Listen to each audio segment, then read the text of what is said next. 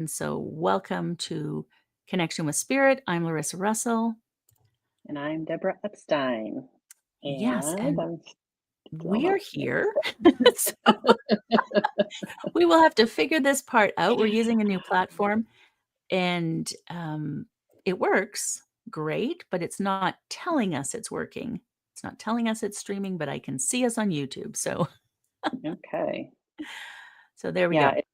I don't think it's streaming on mine. I think that might be what I'm seeing. Okay, well, that's strange. Okay, well, Yeah. we can Let work me go on to that. yours. Yeah. Um, all right. So, for anyone who is watching, let us know that you're here, that you, um, if you are here, let us know if you can see us. Where are you on Deb's channel, my channel? Let us know so that we know what's happening. But otherwise, we're just going to jump in. We were just having this really great conversation and about what we were going to talk about today. And I said to Deb, we probably should wait and stop talking um, because afterwards, trying to, you know, bring back exactly what we said. It's impossible. So we'll just keep moving. And yeah, I don't show that we're streaming, but I see us. So I don't know. Oh, Yeah. Melissa's here saying yes. Yes, I Okay. see that, Melissa. There's one Thank person you. watching. So Yeah. you can hear us and you're on my channel. Great. Okay. Um, I wonder if we should check now. The chat is supposed to come into this platform. I'm not seeing that, but I can see the chat over on the channel. So that's good. Okay. So let's jump in, Deb, with this conversation that we were having because I think it's such a good one. Yeah. Talking about, well, so many things. Take it away, Yeah. Deb. We're It's kind of like, talk yeah. I'll bring us back. yes. Yeah. I have to come back anyway because I'm like, where am I? I can't find myself. So I'm, if it's somehow not streaming to my channel, but that's fine. We'll figure that out later. Yeah, so we were talking about the shift that we're experiencing right now. Um, so we kind of started with this last week when we met, and Hmm. last Monday, like we usually meet on Mondays, but met on a Wednesday instead because you were going through something and I was going through something. And then when we met up, it was kind of like, wow, like Monday was really intense. For me, it cleared, but it was a lot of deep work that I was doing to help clear it. And like right now, as I think back to it, I'm like, why was that even so hard? I don't even know. But it was like, but going through it, it's like going through a dark night of the soul. So in that sort of when that happens, when you're in resistance to it, like when you understand, like, okay, I've been through many dark nights of the soul. Mm. And so you may not, and I didn't get like that's what I was going through at the time. I just like, it just felt crappy. I felt emotional, nothing was going right. It was just a big buildup of stuff. But, Mhm. as a healer working with people, one thing I do know is when we feel our emotions, we're moving them. When we're not feeling them, we're stuffing them. They kind of land in our body and then we start moving around that and it becomes a blockage. And so I used it as an opportunity to take me in a little deeper to see what I needed to see. And I had some pretty brilliant ahas. And then the next morning I woke up, I was like, it was something that Mhm. cleared. What I've noticed in the time since then, and this was like an aha over the weekend for me, was one of the things I've been wanting to create in my life is like more connection, like deeper connections. I mean, I am such a hermit. I am so happy just hanging out in the studio, but it gets, I need people. Mhm. Mhm. There's a part of me that does need people, and I can't believe I'm even saying it, right? Because I love my alone time. But, I'm also, like, expanding and being called into a greater level of service. Like, I went through a good portion of time resting, relearning my rhythms, putting myself out there, but a higher part of me is not letting me put myself out there in the same way that drained me. So it's really interesting trying to do stuff and, like, having it crash and burn and not telling the same old story, like, I knew it," like, Mhm. whatever it was, and going like, "Okay, like, I'm not really ready." So, you know, kind of moving, I'm changing how I'm working. I've just become a sanctioned teacher for the Pachacuti Mesa. That was a big initiation, moving through that and feeling the shift of that sanctioning was all Mhm. around the same time. Thursday, Friday, there was here in Sedona, Caro Shaman, a friend of mine just like randomly texted me and said, "Hey, I'm hosting it on my land." She has a big medicine wheel on her land, and it was, like, so last minute. "I only can invite a few people. Can you come?" And I'm, like, looking at my schedule, "Well, yeah." It's like, isn't that interesting how that lined up? So, that was really beautiful too because I'm trained in an Andean lineage, and so this was, Andean people coming to Sedona and doing this, like, opening a portal to Thunder Mountain and doing a 2 despacho ceremonies in community, and Mhm. so I was like, "Oh, this is so amazing," and then, we went around the circle, said our name, and then, what your intention was, and I wanted to say something else. I don't even remember what I was going to say, but what came out of my mouth was peace, and so what was really interesting in the second ceremony, we went there's a stupa here in Sedona. If you don't know what a stupa is, it's Buddhist, and it's, like, a temple on the land, and uh, people come and they pray, and there's, some traditional stuff there. And so Mhm. we were there doing another despacho ceremony where we were burying it, and they were connecting Mount Shasta with uh, Thunder Mountain here. Mhm. And so there was there's also a formation called Chimney Rock, and the shaman, the Caro, he's what is it? A Pampa Misayok, which is just a level of medicine man there in the Andes. He had a dreaming of how hungry the land is here.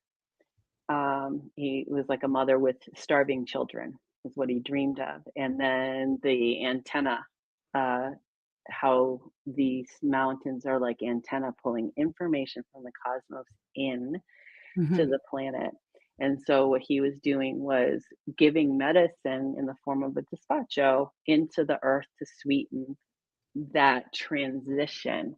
So Mhm. like, oh, it's like, that made sense to me from what I was going through and what when we talked Wednesday, what you were experiencing too is that the earth is in the cosmos. I don't know how much that lands in us as a thing, yet we can intellectualize it, but I don't know if we like really like get that on the cellular level Mhm. that, when we're working, from day to day, our day to day, on the planet, when we're going to work and driving in our cars and doing all that crazy stuff we do, trying to make a living in the world, that we really get how interwoven we are with the rest of the cosmos.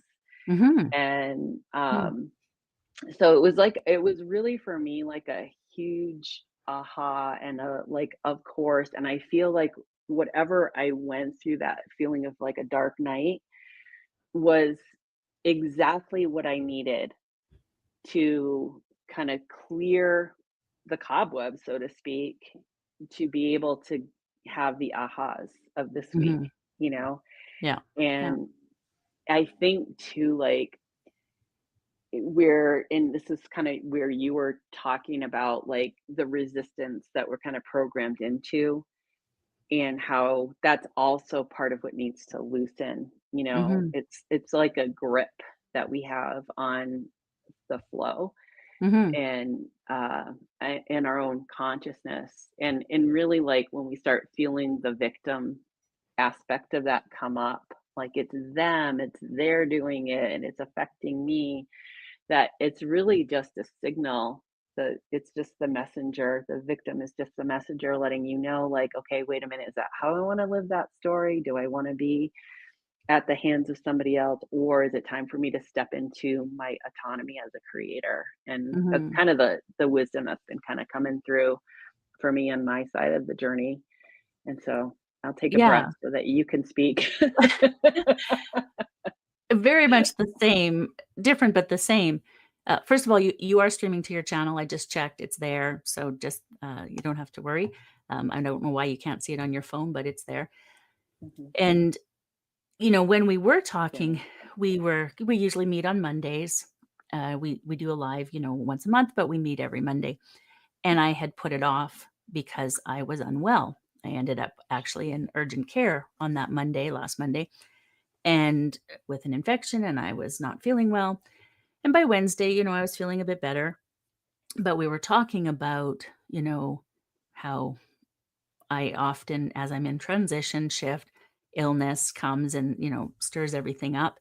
And so looking at what that meant for me and also being slightly frustrated that it was my like fifth infection this year. And so what am I not paying attention to? And, all of those things. And so that's sort of how we decided on the topic for today. And then since then, I'm, feeling better and moving forward. But I obviously then go, oh, I don't need to pay attention to that message because, I'm feeling better.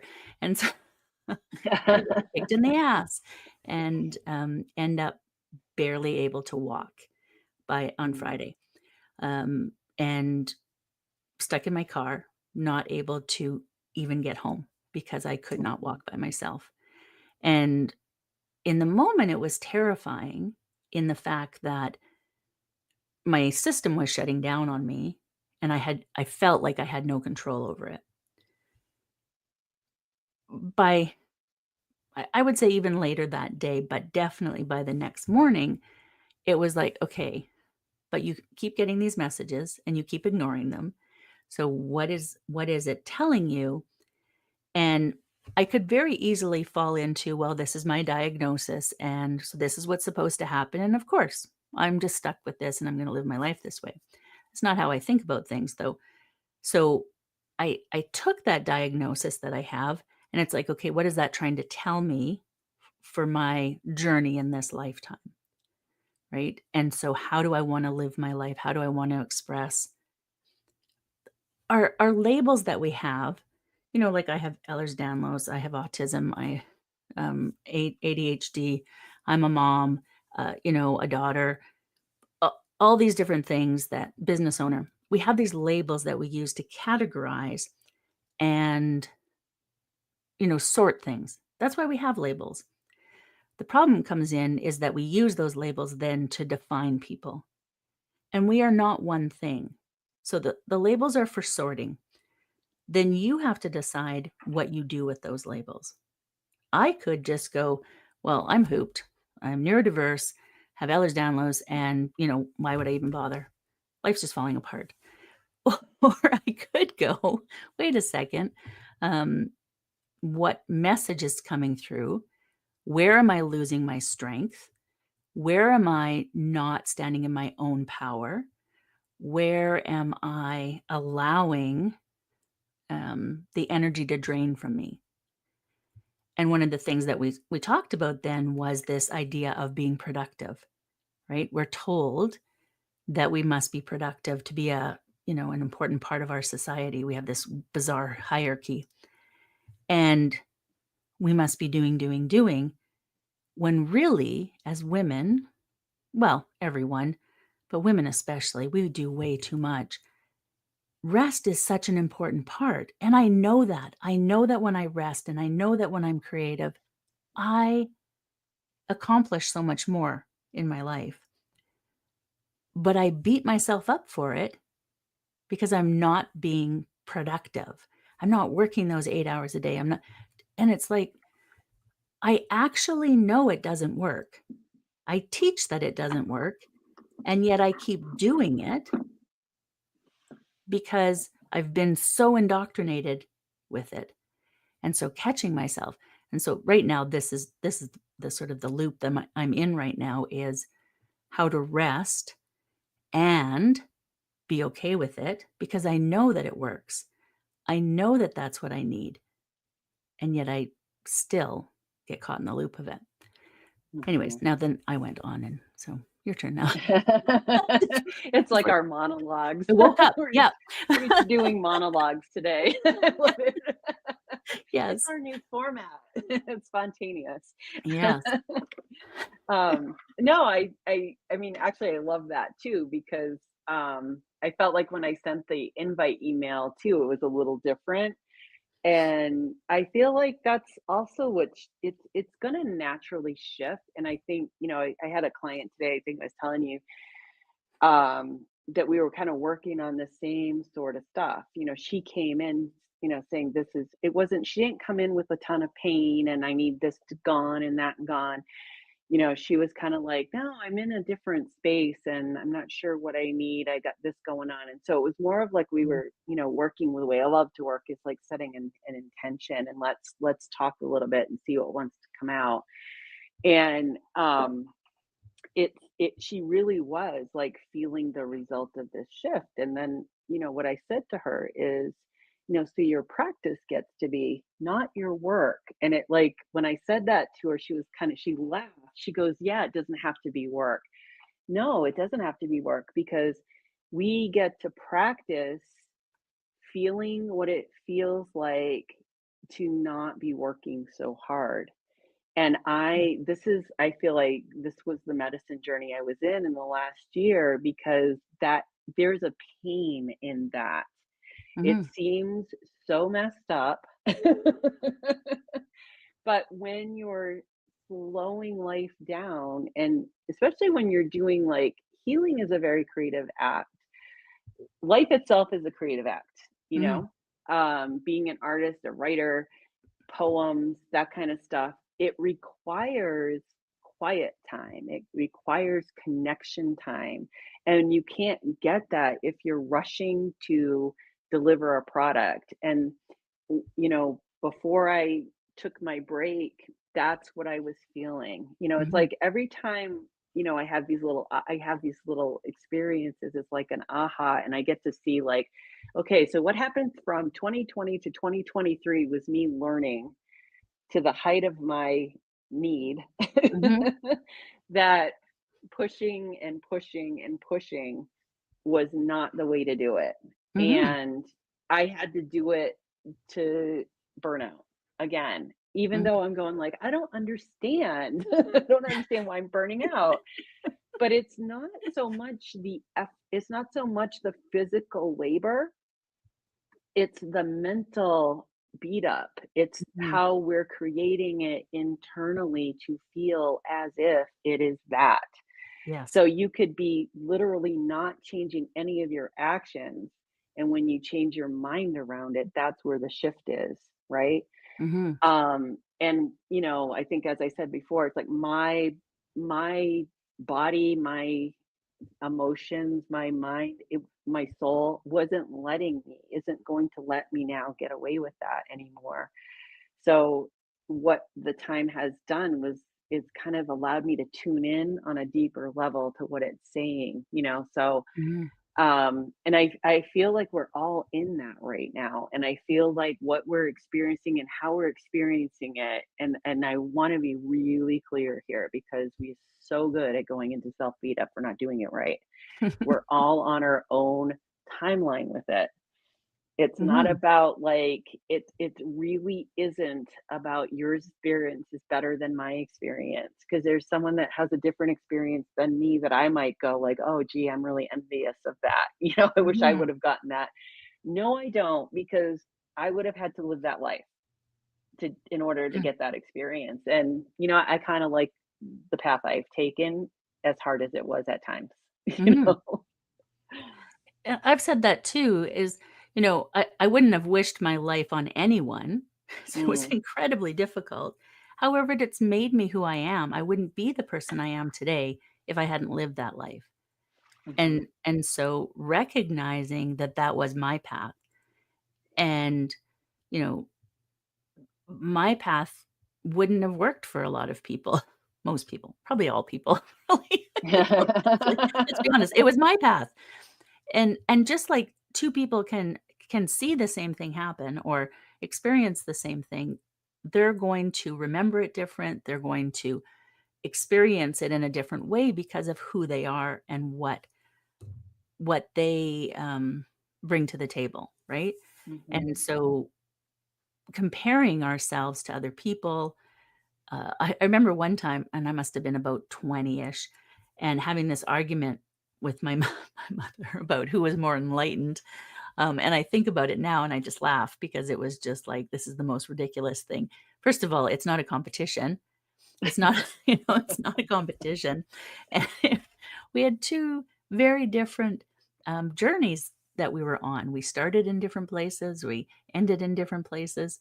And it, it just now thinking about that conversation just, makes me laugh.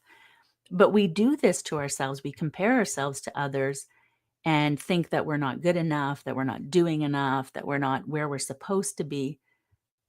Like, where are we supposed to be? Because society defines that we're supposed to be married with 2.1 kids and have the great job and the big house and all the cars. And if we're not there, we're not enough. But those are not things that I ever wanted. And I did Mhm. have them, but I never wanted them. But I let society decide for me because Mhm. that's what we're indoctrinated with. And so then peeling Yeah. back that, um, and yes, that was probably part of, well, it was part of my journey because that was part of my journey. Mhm. Was it, what I would have chosen if I'd been more self-aware at the time? Probably not, but it was the path I needed to take to get here, or I Mhm. wouldn't be here. I would be Yeah. somewhere else. And that's the thing that I think we have to remember often is that we beat ourselves up for the things that we did or didn't do. We beat ourselves up for the things we're doing or not doing, how we're moving forward, when right here is where we're supposed to be. Mhm. And how we move forward is how it's supposed to be. And so I personally believe that we make these contracts before we come. We live a life, we put things in place. And yes, there's free will, and but then we just circle back around if we don't like, if we're not on the path that we laid out for ourselves, then it's like something else is gonna, you know, move us in that direction. And maybe we did put all these bumps in the road for us to experience, but I've seen it in my own path. It's like I'm presented with something, I ignore it. I'm presented with something, I still ignore it. And then, 3rd or 12th time, I finally go, "Oh, yeah, that's that's what I'm Mhm. supposed to be paying attention to." So I Mhm. move that way. Um, but who knows? I might have laid out that those 12 times I was supposed to ignore it, or this is the path, and how I get there is how I get there. Yeah, or another option is that, like, that's the thing that with free will, we always have choice. So, Mhm. soul's not gonna give up on you, so it's still gonna put speed bumps in the way that because maybe that was how you chose to alert yourself to help I wake must you have. up. Yeah. I Yeah, must I have made mean, a we look choice. at the families that we're gonna come into, we're looking at the lineage, we're looking Mhm. at all that kind of stuff, it's such an amazing like, when you think about it, we think of everything in terms of linearity because that's kinda how we're wired, but when you start to see, like, how interwoven everything is, right? There is no linear, like, I have to choose it this way because you're not in a vacuum when you're choosing it. It's an orchestration, Mhm. and you're playing your part perfectly. It's not wrong. You're playing your part in the way that you're playing your part. It's when you get to the other side, no one's going to give you a grade on it. It's you get to experience it from the learning of it. What did you learn? It may Mhm. not have looked the way like you planned it to because your free will was, instated, you know, and you chose not to do that even though as a soul I really wanted you to, I Mhm. really wanted to experience this as a human, but I ended up not being able to do it. You can go around again and Mhm. get it the next time, or you can learn from the other side. It's so interesting, doing the QHHT past life regression stuff and Mm. seeing. when the higher self is called in, it's such an interesting perspective. It really kind of shifted my perspective on like the right or wrongness of things, right or wrongness of choices. Mhm. To the point where sometimes I go like, "Oh gosh, so if there's no right choice or wrong choice and it's just simply a choice, what do I choose?" You know? Yeah, But we're yeah. programmed for right or wrong, right? So then Mhm, it's like, well, if I choose from what makes me happy, then that sets me off on another path. Then I feel whatever comes up along that. So even as I say that, choosing what makes me happy, guilt comes right racing right behind it because mhm, on some level I shouldn't be experiencing happiness when there's so much unhappiness in the world. But how do we, as a culture, as a society, as a collective, start experiencing joy and happiness if some of us won't do it? Because it's like we have to move mhm, in that direction, you know? So it's feel the guilt around it, but don't become the guilt, So as you were saying before about the identifying with things, mhm, it's really we're not anything, we're it's really who am I? Who am I?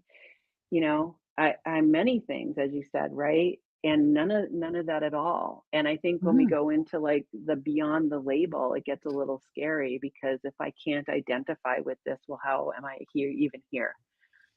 Yeah, And yeah. what am I even doing?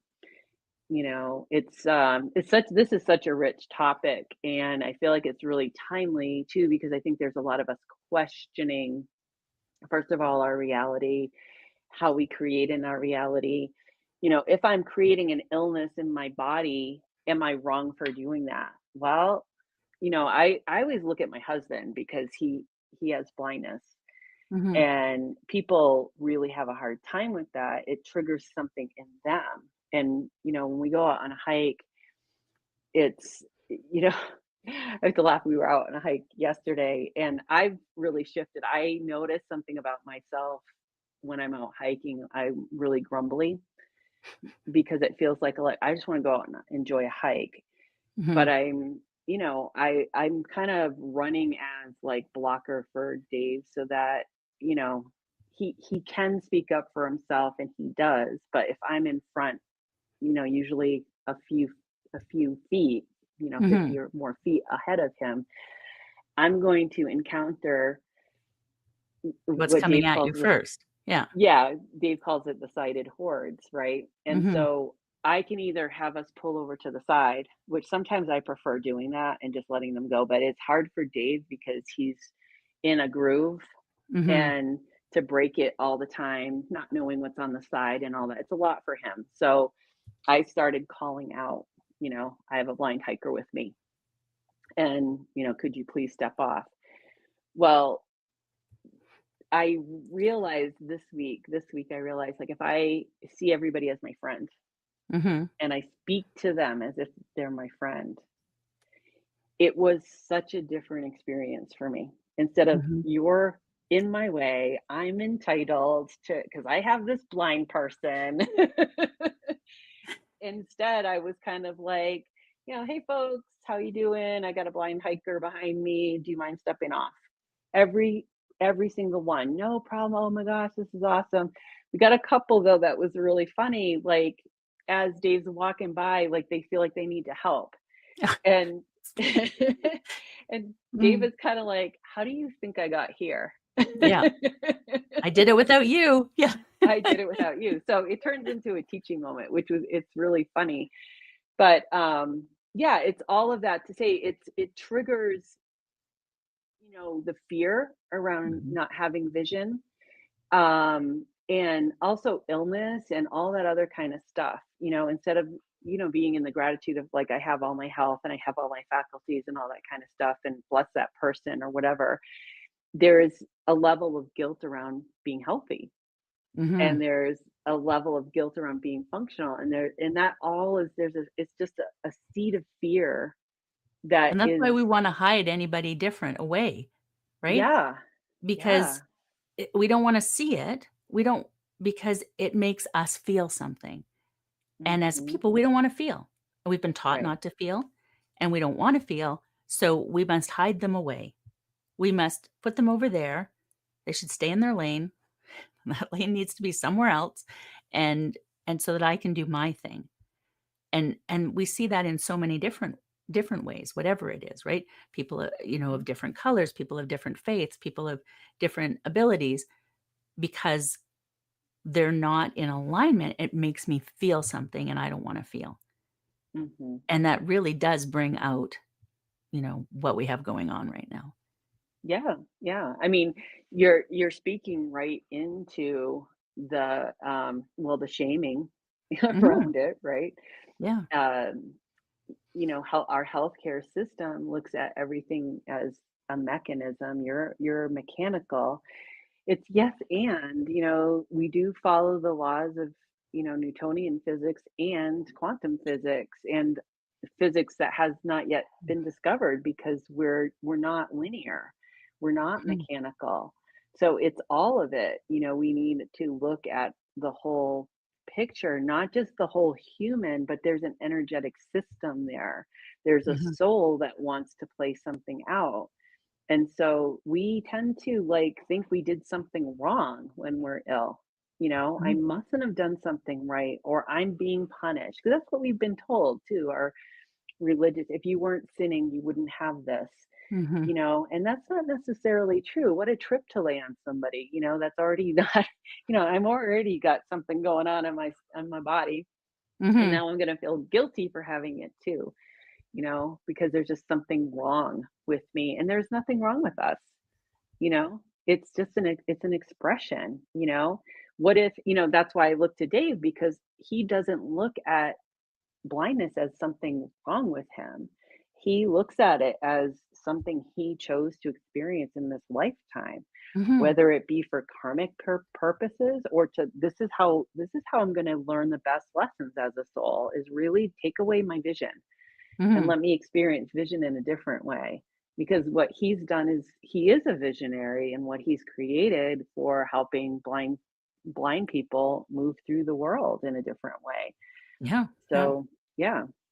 Yeah, as we all shift. And, you know, just as you were saying that, it made me think of the buffoon, talking about autism, and how it could be eradicated. And it's like, why do we need why do we think that that needs to be done? The whole Mhm, vaccine thing, all of those things to, like autism is this horrible thing. And again, it's just a label. I think of neurodiversity as a mhm, different frequency that doesn't quite match the frequency we've got going on right now. We're ahead of our time, I think. We're ahead of our time. And if we didn't have people who were at that different frequency, we would never know there was another frequency to work towards. mhm, And so we have to have different people with different, well, just different people, right? To be able to experience the fact that there are other things that can be in our lives. We don't mhm. know otherwise. If everyone is the same and everyone does the same, well, first of all, I would go mad. I would I I need change all the time. But, like, how limiting life would be. And I think about people who are so close-minded and cannot, and it comes from fear, I get that. But what is the life you're living if you're that afraid of women or that afraid of somebody, of a different color, or someone who speaks a different language? Like, what amount of fear are you living in Mhm, that that's how you experience the world? And it's sad to me that that's how people experience the world, to be so mhm, afraid. And now they may not recognize it as fear. I would say they probably don't, but it's mm-mm. very clearly, we don't try to get rid of things if we are okay with it. We get rid of things because we're afraid of it, right? That's why we get rid of that snarling dog, is because, we're afraid of it. We don't want it. As someone who had a snarling dog who, you know, could eat people, love that dog so much. Um, it's so sad. But, and every time we took it to the vet would always say, "This dog needs to be put down."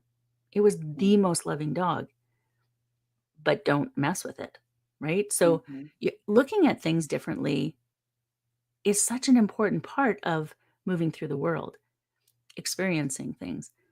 And far too many people are very limited in how they're willing to look at things. Yeah, Mhm. sad. Sad. Yeah. Yeah, and, it's what kinda sticks out for me in what you were sharing is, like, that idea of creating unity out of homogeny versus creating unity from diversity, and when we look out in nature, nature's Mhm. a diversity. It's a unified diversity, right? It Yeah. all works in a harmony as long as we're not messing with it, trying to interject our linear mindset into it, that it should work this way, Yeah. that, Yeah. you know, we have to bow down to how it works because we're the ones thinking it's different. We're the ones trying to make everything linear and homogenous and creating oneness out of making everybody the Mm. same. It doesn't work. I mean, all of us grew up in a system, a school system especially, that's exactly, you were put in that classroom based on your age, not based on what your Mhm. gifts are or what your predilections are or any of that kind of thing. It was like, nope, you're here, you're static. And as you were talking, I was like, well, imagine, like, as an artist, you only have one color to work with. Mhm. How do you even create form if you can only use one homogeneous, like, color? It's Or just going to one be, medium or yeah. yeah. It So, yeah, so I mean, I'm thinking about how we make form. You need, even within black, you need levels Mhm. of that. You need a spectrum to be able to create.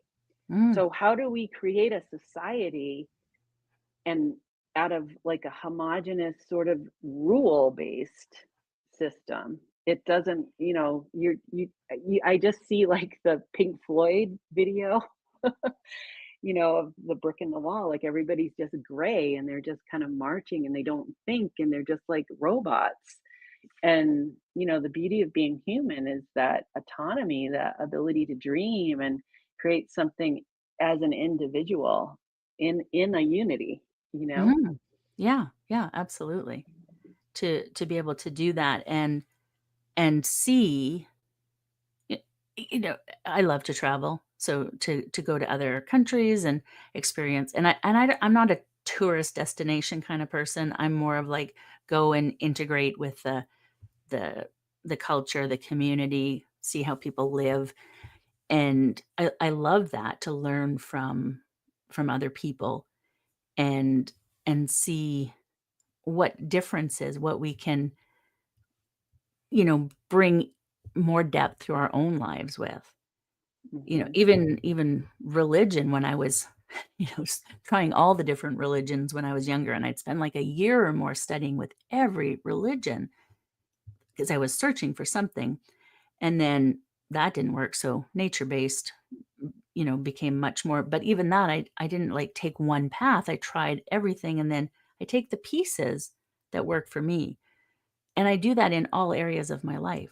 I don't have a one-size-fits-all. I don't teach a one-size-fits-all. I'm very Hmm. much a, "What works for you, and how can you navigate the world with that?" Hmm.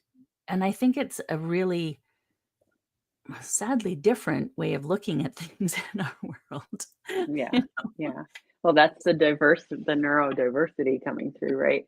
Mhm. Um, Yeah, it's, what I see too when you talk about teach, it's like a different relationship with teaching, right? Mm.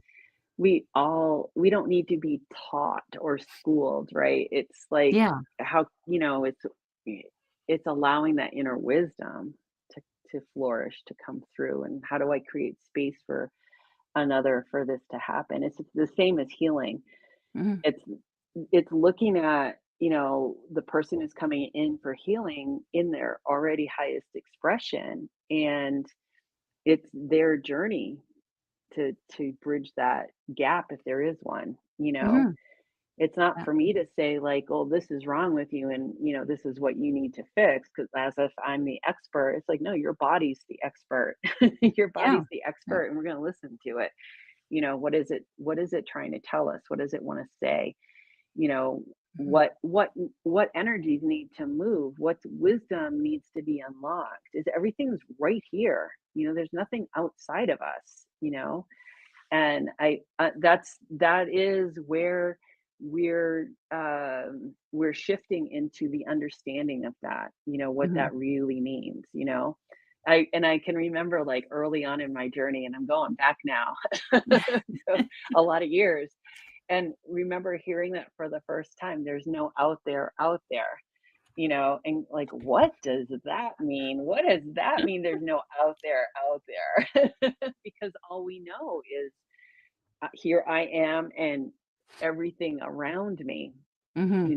and then that's been the journey, is that, like, understanding it's all an illusion, it's all an illusion. It's so funny you say that. One of my favorite things my whole life has been to, like, people watch, but not just Hmm. people watch. I like make up whole stories about them because 'cause I'm like, "They're over there living this other world," right? I don't know those people. They drive by in a car or walk by on the sidewalk. I don't know those people. And and it's like, what is their world like? Right? Because this is my world, and I can see them, but I don't know them. And I've always been fascinated by that and what it would be not like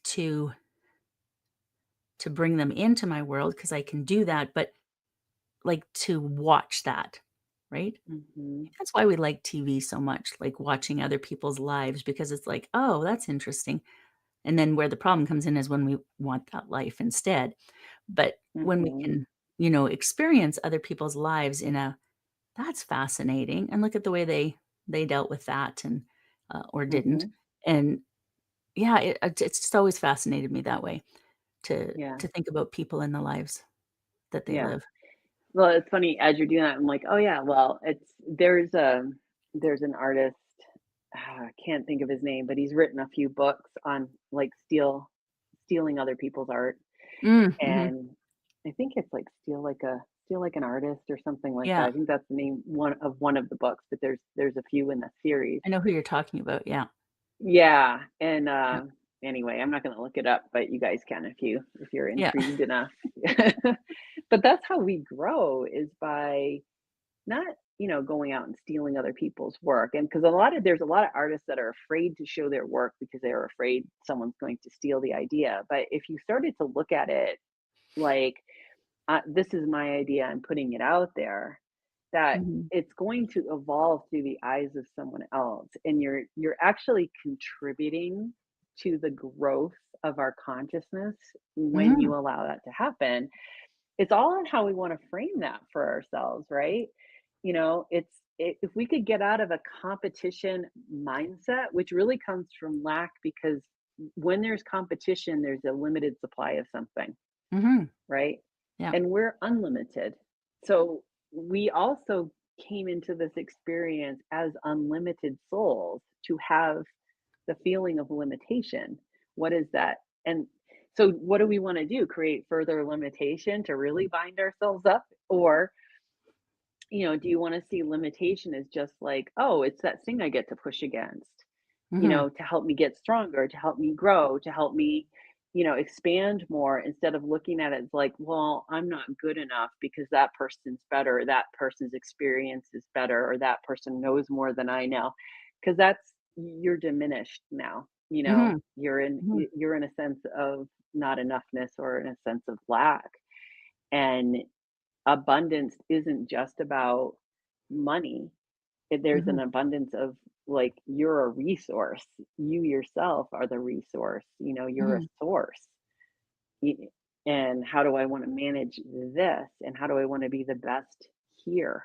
You know, Instead of telling yourself the story that I'm not enough and I can't do. And, that's exhausting too, because when you're doing that, not enough of something, mhm, I'm not working hard enough. As we're going into, like, talking about the feminine energy, and maybe mhm, in terms of the patriarchal system that we're in, you may be not doing enough, but there's wisdom in finding your own flow and flowing with that, and knowing when to it takes a lot of deep listening, and basically you're deprogramming yourself, Mhm. And you have to constantly do it because we live in a world that doesn't support that yet, Yeah.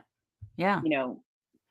So And it's a lot of fringe there, you know. yeah, and it's so constant, and that brings me back then again to how important rest and creativity are in being able to bring your work out into the world, into, Mhm. how we show up and how we share, because when we push, push, push, we are not bringing our best selves, we are not showing up in the best way, we are probably not feeling really well, I know for my own self, really clear about what we're doing, Mhm.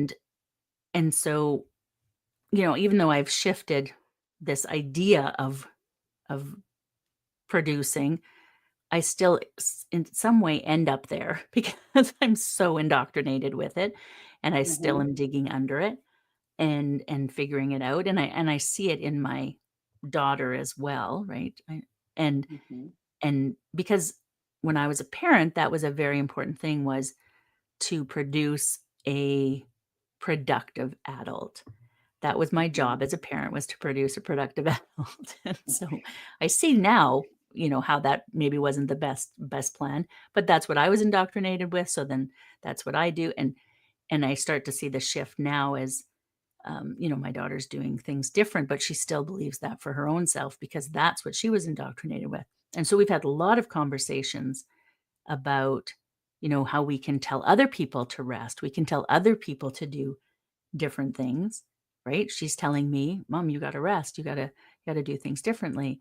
And but she won't do it for her own self, right? And Mhm. I do the same thing. I tell people, "You've gotta rest. You've gotta be creative. Do these things."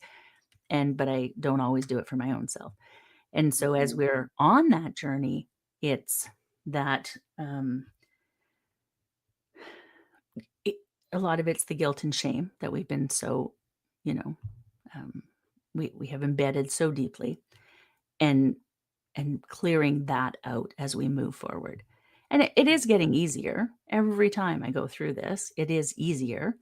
I Mhm. move forward in a different way. I recognize things, and then, I do it differently. And then, oh, how did I end up back here again? I did it differently, Mhm.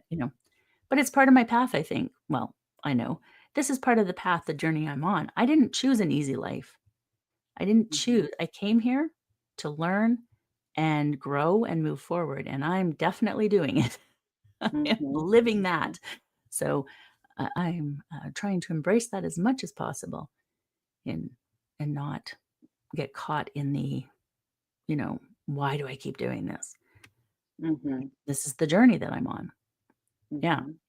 yeah. Mhm. It's yeah. All the things.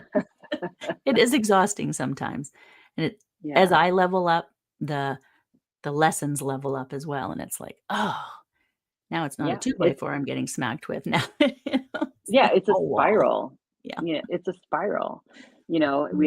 we all have our own spiral that we're on. And hopefully, you can look at it and not see that it's the same thing. It's just a version of that, Mhm. and each time you go through that spiral, you're growing, Yeah. and sometimes growth, you could be healing through it, on lots of levels that that, and again, that I think has a lot to do with how we're labeling it. Mhm. If I'm calling it a disease or I'm calling it a dysfunction, you Mhm. know, I'm even like starting to hate that when I use it in my own like writing, but I have no better words for it because I have to be able to still bridge what I see, what I experience, And how people understand it. and how people understand it. So you have Yeah. to kind of be able to bridge that language. It's almost like a language barrier at this point, Mhm. Yeah. um, because we do still live in this world, and I know I do, I want as many people to come over to the light, get out of Mhm. the suffering as much as they can, set your Yeah. own self free. You have the ability to do that. And there's no one way to do that, you know. Mhm. We are so innovative and creative as souls, as people, as human beings, and even if you think that Mhm. you're not, you are. Yeah. We'll call you wrong every time.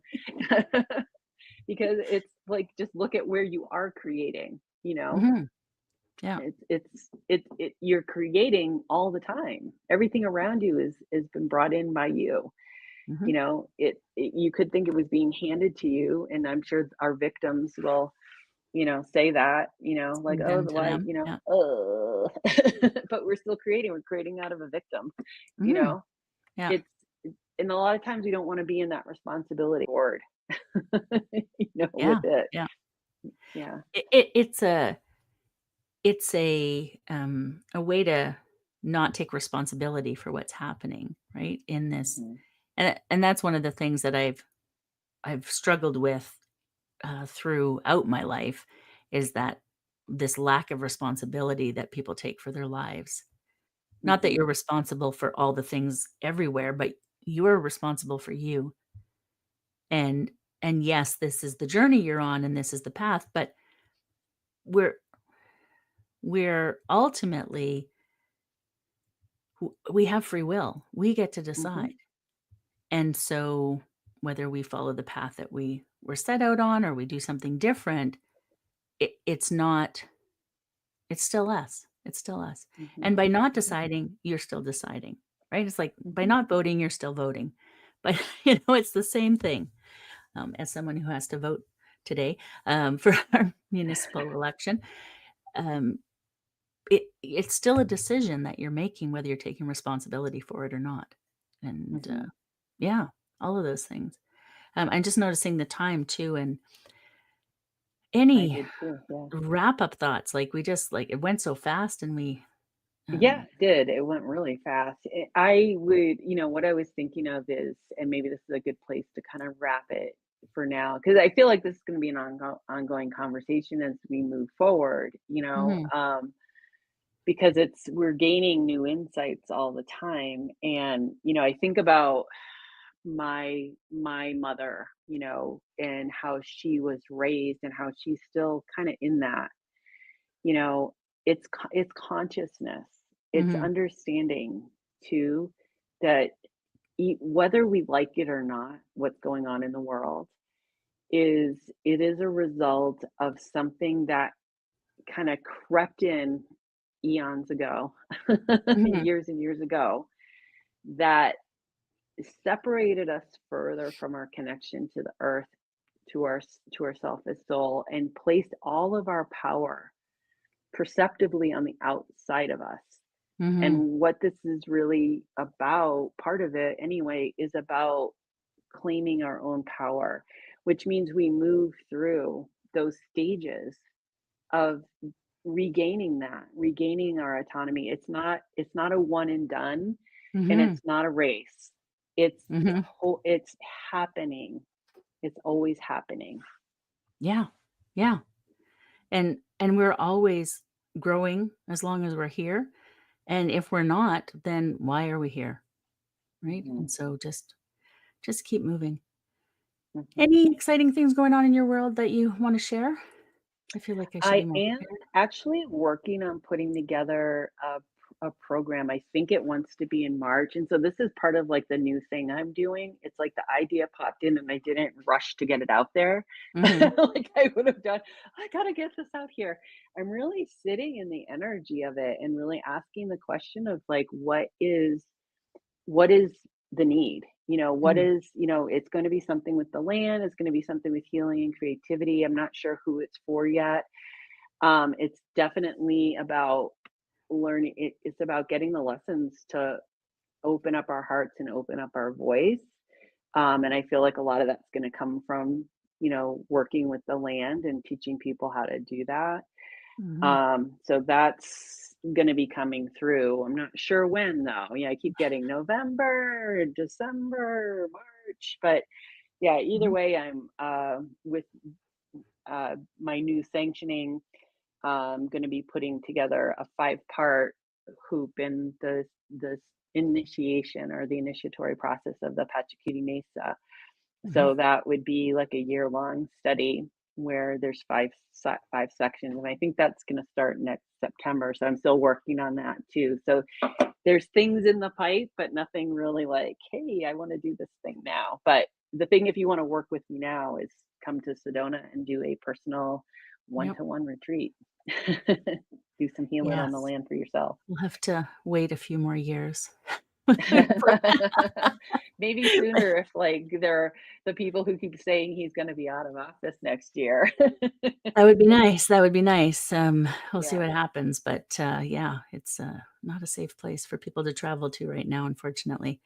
Um, but Well, yeah, I mean, yeah, I have my if feelings about that. I have you're in the experiences of yeah, people coming from a lot of different places, and there's the perception of danger, and there's the perception of it's fine. So, yeah, I think it depends on your viewpoint. yeah, I think I'm losing you. it's true, and are you're losing me? Yeah, I think you're Maybe? back. Not? Yeah, you're back. Okay. Yeah. Um, I'm not, lean into, being afraid of things, but sometimes instead do it. Um, I'm also a woman, gay woman. Um, it's like, I don't think it's really a good idea. So I feel like you've lost me, haven't you? Um, all right. Well, we will wrap up then. And thank you, everyone who was watching. I don't know what happened here or on YouTube, but now I have to figure out how to turn it off so that we're not streaming anymore because it didn't tell me we were streaming. So I will try that, see what happens.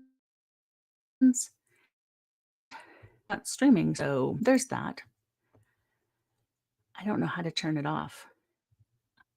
We might have to leave and then Deb, we can jump back after. So thank you everyone for watching.